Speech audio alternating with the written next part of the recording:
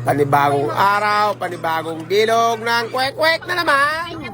Maaga tayong nasiraan mga idol kanina. Nagkanda basag-basag yung mga bearing ko, pati yung naputol.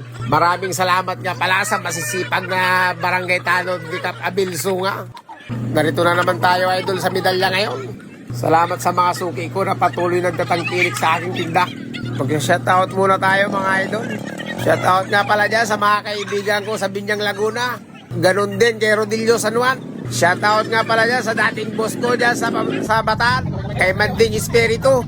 Kamusta na kayo lahat dyan na kaibigan ko sa Bataan? Ang lugar kung saan ako unang nagtinda. Ganon din sa mga kaibigan ko sa Marabeles. Shoutout nga dyan kay Joseph Bermudo ng Calamba, Laguna, kung saan dyan din ako nagtinda nung araw.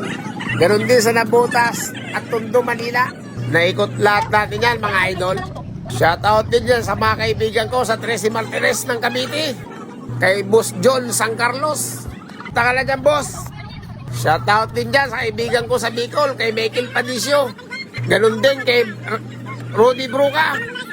Shoutout nga pala dyan sa kapatid ko sa Bicol, sa Kagbunga kay Saka Marinisor. Shoutout nga pala kay Chris Pimentel. Ganon din kay MG David. Shoutout din kay Jan Kenneth Magu. Tamang scatter lang. Kay Boss Hago. Shoutout dyan sa kapatid ko dyan sa Laguna. Ganon din kay Ryan Tiberio ng Kaunlaran. Shoutout din sa pamilya Bantang. Hanggang dito na lang ulit mga idol. Paalam.